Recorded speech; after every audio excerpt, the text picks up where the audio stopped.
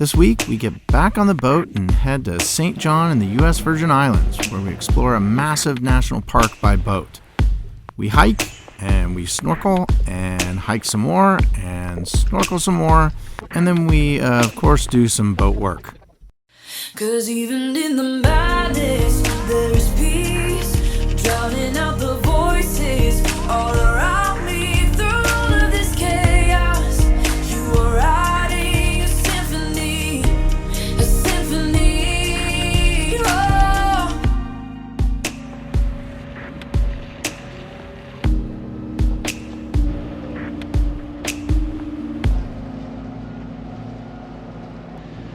All right, well, after a month at home for Christmas, we are back on the boat. We kept our boat here in Road Town, Virgin Islands, British Virgin Islands, and the marina was great. The Village Key Marina was awesome. The guy looking after our boat, Tony, did a great job, and we're back on the water, ready to roll. We're heading across the bay here to St. John, which is U.S. Virgin Islands, and we're gonna probably spend a couple of weeks there because there's not a great weather window to get further on to St. Martin, where the rest of our friends are. So we're gonna go explore St. John. It's supposed to be beautiful, and we're really looking forward to it.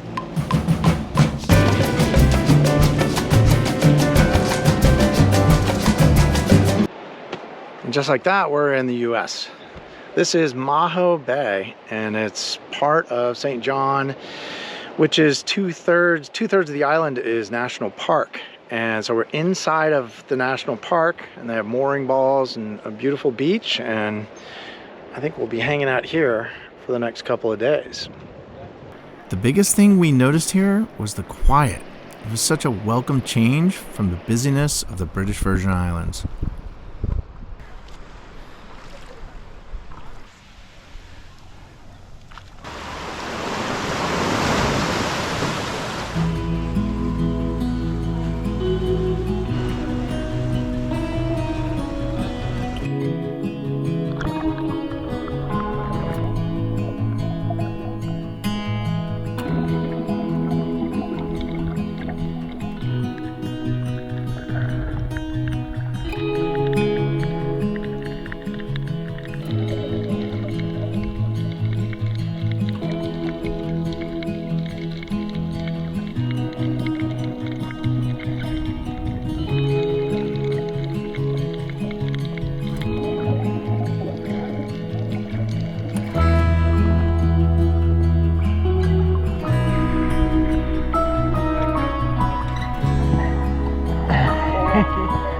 You got it!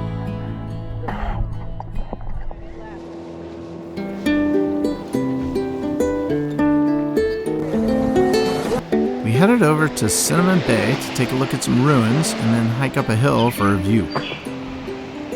These ruins were part of an old sugar factory here, established in the early 1700s as part of the Cinnamon Bay estate.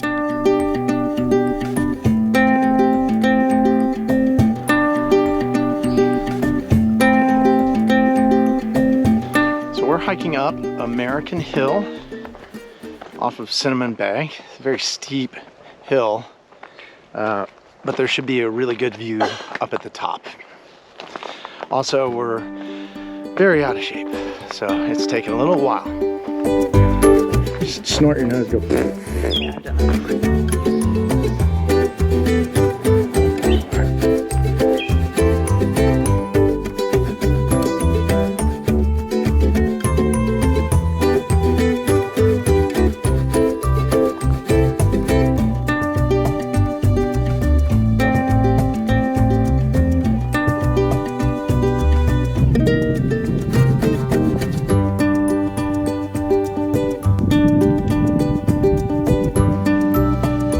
That symphony right there.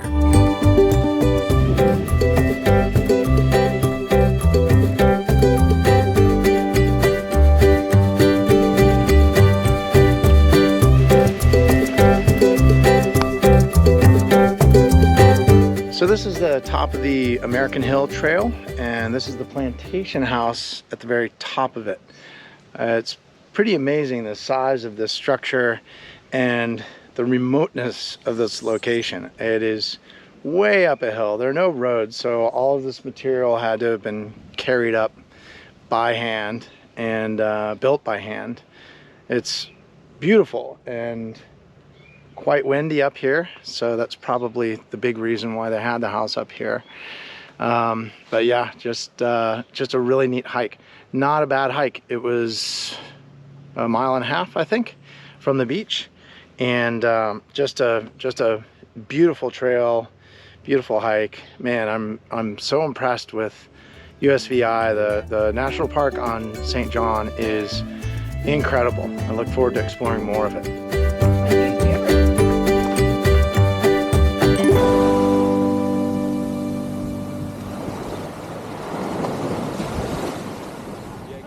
So it's taken us a while to get our organization figured out on the boat, and I wanted to walk through that. I've got to go change the water maker filters, and I figured that'd be a good example showing how I find the right filters in the boat, because we have a lot of stuff. So we put everything into containers, and to keep track of it all, instead of labeling the containers, we just put numbers on the containers. And then whenever we put something into a container, we put it into a spreadsheet. We have a boat inventory sheet like that. So if I want to search for something like the water maker filters, I just simply go into the sheet, open it up, hit find, and then it'll tell me which container has the filters that I need.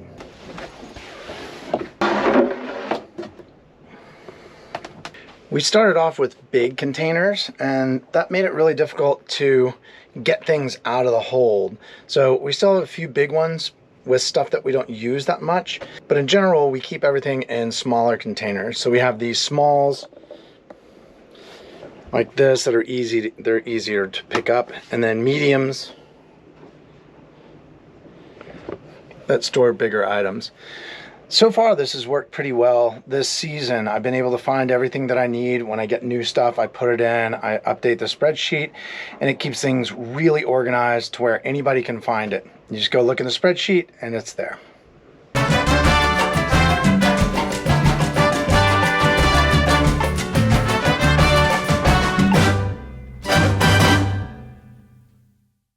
One other thing I want to do before I put all this away, I got all the filters changed, is put a water detection device down in here.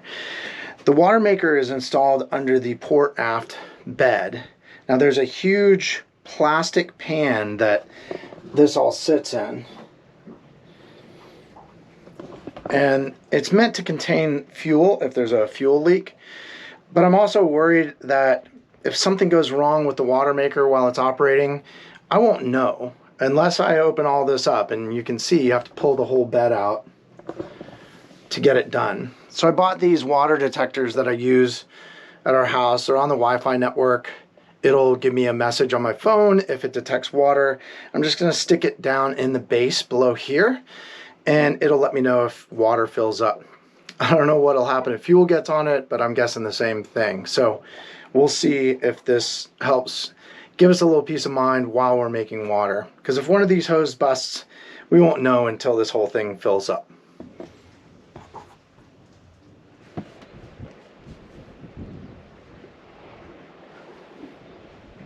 All right, we've left Francis Bay, where Maho and Cinnamon are, and we're heading around to the south side of St. John to start exploring Coral Bay. We ended up spending 6 days over there in Francis Bay. Man, what a beautiful place. Just quiet, serene, beautiful park. Just a refreshing change of pace in the Virgin Islands. So we'll see what Coral Bay has to offer. There's a town over here, so it's a little bit more built up, but there's also lots of national park stuff to do. We've got to hunker down because the trade winds have really set in now. 20s are gonna be here for at least the next week and a half. I think we're going to be here for another 2 to 3 weeks because the trades are so strong.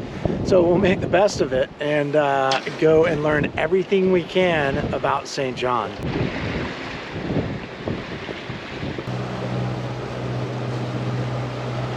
There wasn't much interesting in Coral Bay, as it turned out. We went to the grocery and we skipped the floating taco bar because it was too crowded.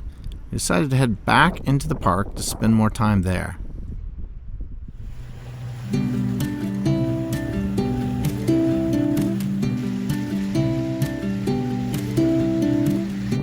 Salt Pond Bay was right around the corner. It has just 5 mooring balls, and the only one open was at the very end. But it also looked like there was some amazing snorkeling right off the back of the boat, so I jumped in.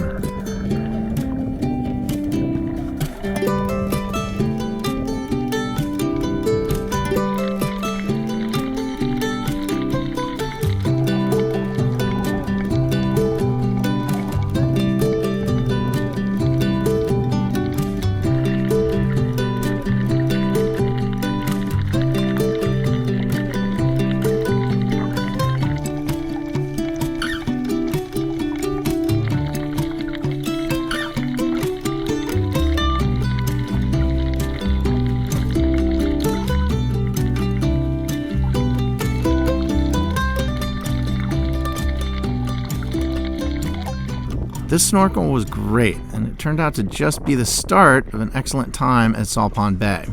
Stay tuned next week as we take a great hike, discover color-changing fish, and hang out with turtles. Then take a dollar bus into town for some shopping.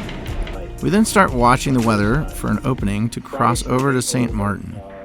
Thanks for watching. Follow us on Instagram to see what we're up to daily, and we'll see you next week.